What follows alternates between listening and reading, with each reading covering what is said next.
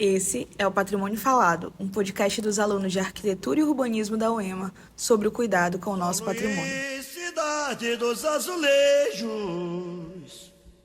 dos prédios antigos, das casas coloniais. Só Luís, cidade dos azulejos, dos prédios antigos, das casas coloniais. Olá, ouvintes! Sejam muito bem-vindos a mais um episódio do Patrimônio Falado. Eu sou a Adriane Rosas. E eu sou Jaqueline Viveiros e hoje vamos conversar sobre um dos elementos mais marcantes aqui do nosso centro histórico, os nossos azulejos. Isso é na capital de Atenas brasileira.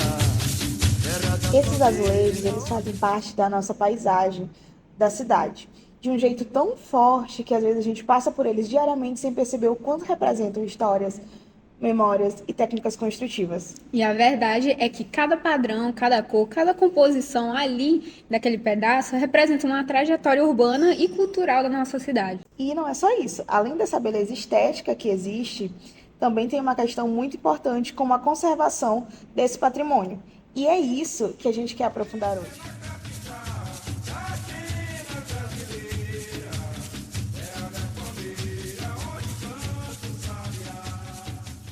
Para quem não sabe, os primeiros registros de azulejos em São Luís são do século XVII, mas foi só entre o final do século XVIII e o início do século XIX que a cidade realmente incorporou os revestimentos como parte fundamental da sua arquitetura.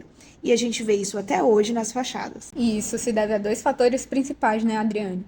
A influência direta da azulejaria portuguesa e o desejo das elites daquela época de expressar o status e a sofisticação através da arquitetura. Além disso, a gente também vê uma questão funcional neles. Os azulejos, eles ajudavam a proteger as paredes da umidade, da chuva intensa e também contribuem para amenizar a temperatura interna da casa.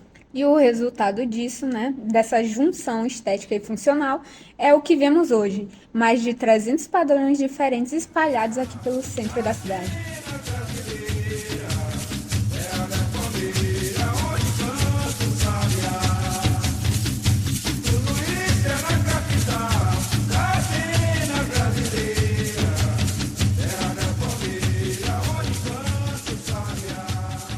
Agora, vamos para a parte central do episódio, como conservar esses azulejos.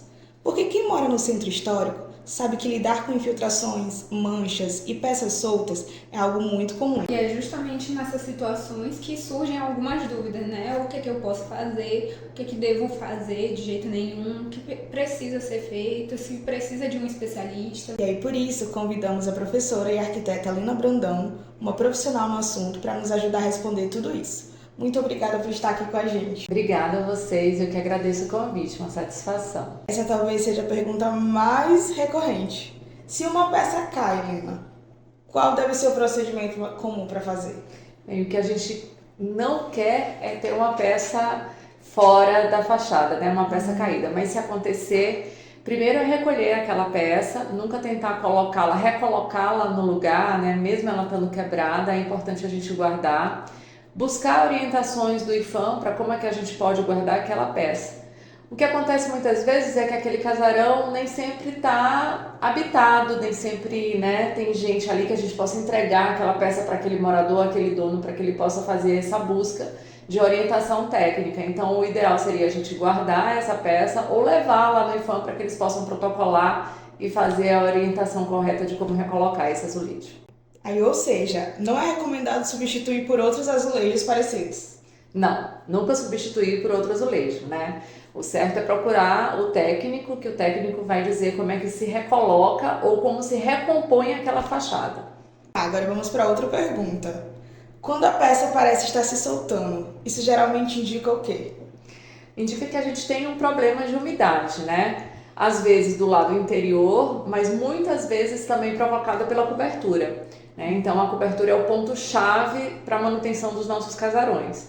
Se a cobertura tem alguma infiltração, alguma goteira, alguma falha no telhado, né, essa água vai percolar também pela parede, vai fazer com que essa parede fique mais úmida por ser uma parede de terra e vai acabar soltando esse azulejo. Então é sempre de dentro para fora. De dentro para fora ou de cima para baixo também, né? Entendi. Quando o azulejo perde o brilho ou aparece uma mancha, o que pode ser feito? Bem, assim, o azulejo, ele é um elemento vitrificado, né? Ele vai ter aquele brilho natural, mas ele é um azulejo secular, né? Então, assim, isso pode muitas vezes acontecer daquele brilho ficar mais opaco, mas isso não tira a originalidade e a beleza dele. Então, é sempre uma limpeza suave, com produtos não abrasivos. Infelizmente, o que nós temos visto ultimamente é uma vandalização nos nossos azulejos, né? A gente tem vários casos, vários episódios, inclusive nas redes sociais, sobre pichação desses azulejos. E isso prejudica demais, porque essa limpeza, para você tirar essa tinta, né, que muitas vezes ela vem com solvente, você requer um outro solvente. E isso faz com que a gente perca muito do nosso azulejo, dessa vitrificação que ele tem original. E quando a fachada ela já foi adulterada, por exemplo, com tinta sobre azulejos ou pichação, que já acontece aqui no centro? Bem, a regra é sempre a gente tentar recuperar essa fachada, né, esse azulejo.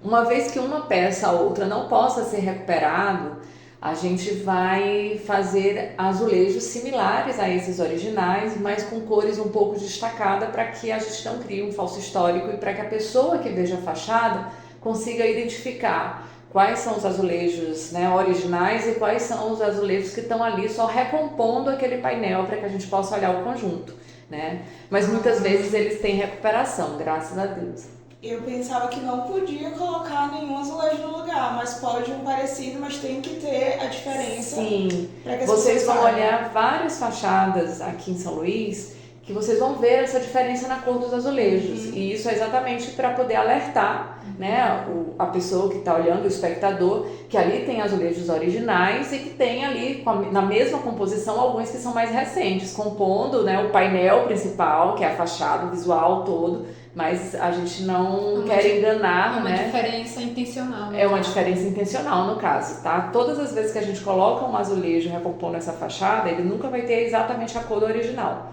tá? Para não criar um falso histórico. E tem gente que trabalha exatamente só com esse tipo de restauração? Sim, a gente tem restauradores específicos assim de azulejo, onde ele vai fazer um molde exatamente igual aquele azulejo que está lá, para poder fabricar peça por peça manualmente, com a cor próxima, mas não igual, né? Então a gente tem pessoas que fazem isso e é um trabalho muito artesanal. E agora, a última pergunta. E para quem quer fazer só uma manutenção simples, de rotina, o que é recomendado? Então, a recomendação é fazer a conservação do edifício como um todo, né? Então, manter o telhado sem goteiras, alinhar as telhas, isso vai fazer com que a sua fachada não tenha infiltração. Manter os rebocos do interior também, sempre procurando ver o traço, nunca evitar reboco com cimento. Essas paredes precisam respirar pelo lado interior, então fazer com que elas respirem pelo lado interior faz também com que esses azulejos não soltem pelo lado exterior, né? Então eu acho que uma manutenção completa. Se o caso for limpeza, né, é limpar realmente com produtos não abrasivos, com detergentes neutros, né, com água, e é isso. É uma combinação de cuidado estético com atenção técnica. Sim, é uma combinação de cuidado, eu acho que com o edifício como um todo. Então, professora, muito obrigado por todas as orientações práticas e esclarecedoras. Esse tipo de informação ajuda moradores, tantos estudantes e qualquer pessoa interessada em preservar nosso patrimônio. Eu que agradeço e parabéns pelo trabalho. Obrigada.